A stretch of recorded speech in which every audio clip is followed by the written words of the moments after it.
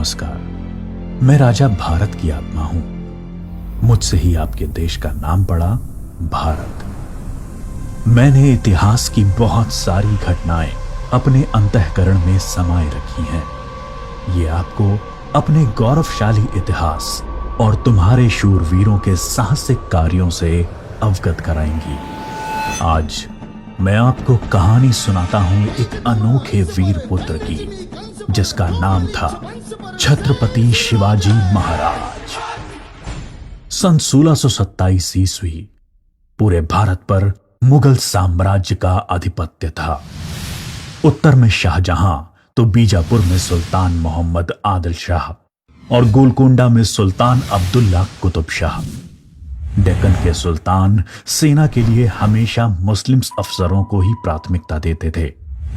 बंदरगाहों पर पुर्तगालियों का कब्जा था और थल मार्ग पर मुगलों का अधिकार। इसलिए उत्तरी अफ्रीका और मध्य एशिया से मुसलमान अधिकारियों को ला पाना मुमकिन नहीं था और डेक्कन के सुल्तानों को हिंदू अधिकारी नियुक्त करने पड़ते थे। आदिल शाह की सेना में एक मराठा सेनाध्यक्ष था, शाहजी भोसले। शाहजी सेना में उच्च पद पर आसीन था। सन 1630 में महाराष्ट्र में जुन्नर के समीप शिवनेरी के किले में उनके और जीजाबाई के यहां एक पुत्र का जन्म हुआ। स्थानीय देवी शिवाय के नाम पर पुत्र का नामकरण हुआ, जो आगे चलकर छत्रपति शिवाजी महाराज के नाम से विश्व विख्यात हुए। शिवाजी के पिता काफी समय घर से दूर रहे थे, इसलिए बचपन में उनकी देखरेख माता जीजाबाई और गुरु दादोजी कोंडेव ने की। दादोजी ने उन्हें युद्ध कौशल और नीति शास्त्र सिखाया, तो जीजा माता ने हिंदू धार्मिक कथाएं। जब दादोजी का सन 1647 में निधन हुआ, तब उनका यह मानना था कि शिवाजी अपने पिता की ही तरह आदिल शाह की सेना में उच्च पद पर आसीन होंगे, लेकिन विधि को कुछ और ही मंजूर था। सन 1646 के समय भारत में किसी हिंदू शासक का अपना स्वतंत्र राज्य स्थापित कर पाने के लिए इन तीन परिस्थितियों का पूरा होना जरूरी था। एक, कि वो शक्तिशाली साम्राज्यों के केंद्र से दूर हों, जमीन खेती के लिए अनुपयोगी हो और जंगलों से घिरा हुआ हो, ताकि छापामार युद्ध या गुरिल्ला वॉरफेयर करा जा सके। ये परिस्थितियां 1646 में शिवाजी के लिए अनुकूल बनी, जब उन्होंने स्थानीय किसानों मावली के समर्थन से अपनी सेना का निर्माण किया। शिवाजी को भली भांति याद था कि किसी भी साम्राज्य को स्थापित करने के लिए किलों की क्या महत्व है।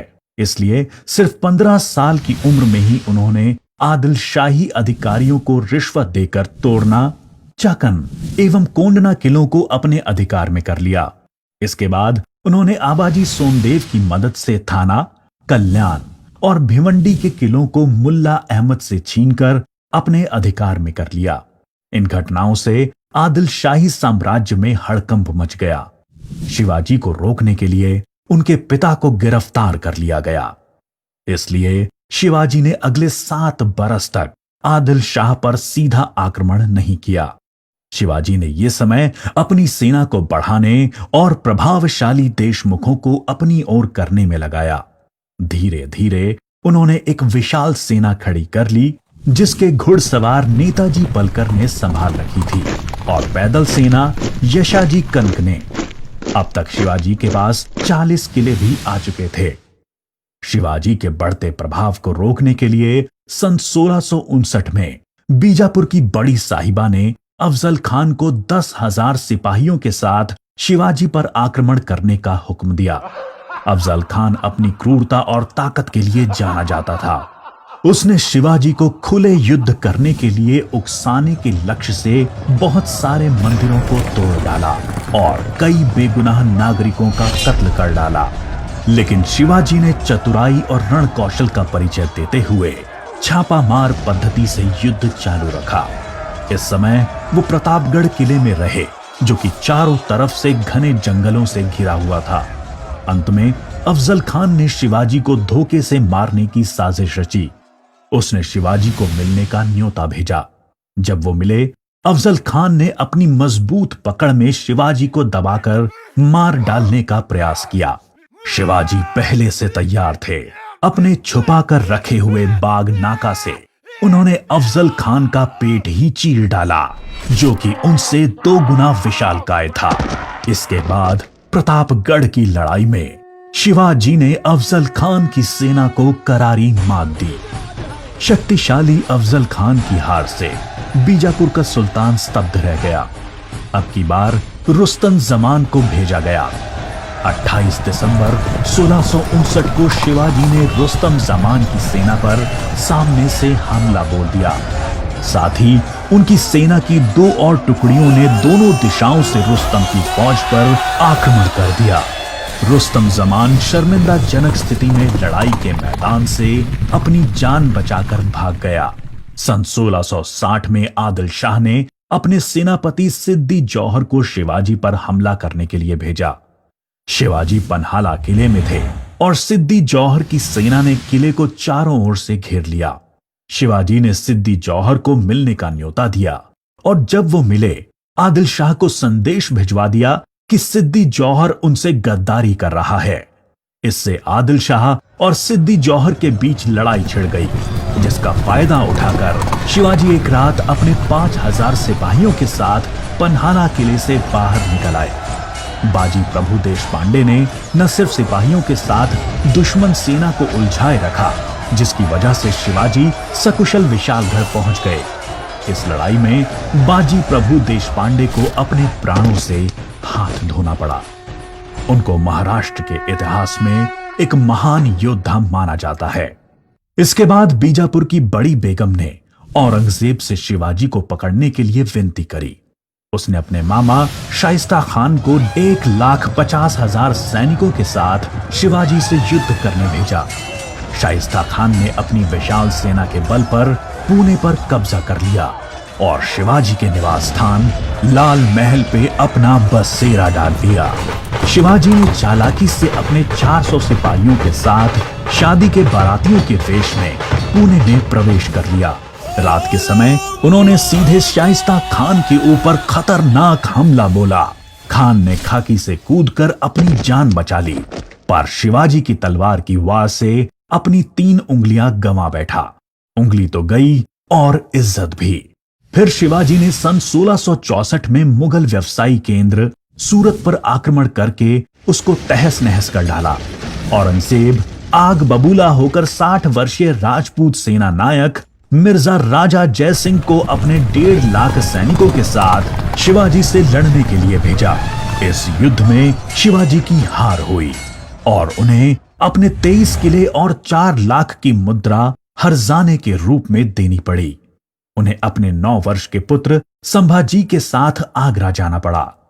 शिवाजी को नियंत्रित रखने के लिए पहले यह तय हुआ कि उन्हें मुगल दरबार में कोई पद दिया जाए, लेकिन औरंगजेब ने उसको बदलकर शिवाजी को घर में कैद करने का आदेश दे दिया। औरंगजेब नहीं जानता था कि यह गलती बहुत महंगी पड़ेगी। शिवाजी ने बीमारी का बहाना बनाया और अपने स्वास्थ्य को ठीक करने के आशीर्वाद के लिए साधु संतों और फकीरों को रोजाना मिठाई और उपहार भेजने की इच्छा जताई। एक दिन वो खुद श्रमिक के भेष में सामान के डब्बे में संभाजी को छुपाकर बाहर निकल आए। वो मथुरा, काशी, गया, पुरी के बाद गोलकोंडा और बीजापुर होते हुए रायगढ़ पहुंच गए। 1670 तक शिवाजी ने कई लड़ाइयां लड़ते हुए 4 महीनों के भीतर अपने राज्य का बड़ा हिस्सा मुगलों से स्वतंत्र करा लिया। सन 1671 से 1674 तक औरंगजेब ने भरसक प्रयास किया शिवाजी को अपने अधीन करने का, लेकिन वो बुरी तरह से असफल हुआ। उसने अपने उत्तम योद्धाओं जैसे दाऊद खान और मोहब्बत खान को शिवाजी से लड़ने भेजा, लेकिन सबको मुंह की खानी पड़ी। इसके साथ ही सन 1672 में अली आदिल शाह की मृत्यु हो गई और बीजापुर सल्तनत की स्थिति में चला गया। आखिर वो दिन आया जब गगा भट्ट ने 6 जून 1664 को पूरे उत्सवनुमा वातावरण में हिंदू परंपराओं के साथ शिवाजी का राज्याभिषेक किया। वो मराठा के राजा बने और कई सदियों के अंतराल के बाद हिंदू रीतियों, तिलक, जनेऊ और वेदों के उच्चारण के बीच किसी राजा का राज्याभिषेक संपन्न हुआ। शिवाजी की महानता सिर्फ उनकी बहादुरी और युद्ध कौशल में ही नहीं थी, वो एक योग्य प्रशासक भी थे। उन्होंने धर्म के आधार पर कभी किसी के साथ पक्षपात नहीं किया। उनके कई अधिकारी, यहां तक कि उनके व्यक्तिगत अंगरक्षकों में कुछ मुसलमान भी थे। उन्होंने कभी किसी भी नारी का निरादर नहीं किया, यहां तक कि युद्ध में हारे हुए दुश्मनों की स्त्रियों को भी सम्मान सहित वापस भेज देते थे। गुरिल्ला युद्ध, किलों का उपयोग और नवसेना का निर्माण भारत में पहली बार शिवाजी ने ही करा। उन्होंने 4 किलों तथा 2000 सैनिकों से शुरुआत की थी और उनकी मृत्यु के समय तक ये गिनती 300 किलो एवं 1 लाख सैनिकों की हो गई थी। मार्च 1680 में शिवाजी का स्वास्थ्य खराब हो गया। तेज बुखार और पेचिस के चलते 5 अप्रैल 1680 को 52 साल की छोटी सी उम्र में इनका स्वर्गवास हो गया। औरंगजेब ने सोचा कि शिवाजी की मृत्यु के बाद मराठा राज्य खत्म हो जाएगा, लेकिन ऐसा हुआ नहीं। पहले उनके पुत्र संभाजी ने और उसके बाद छत्रपति राजा राम ने मराठा शासन की बागडोर संभाली।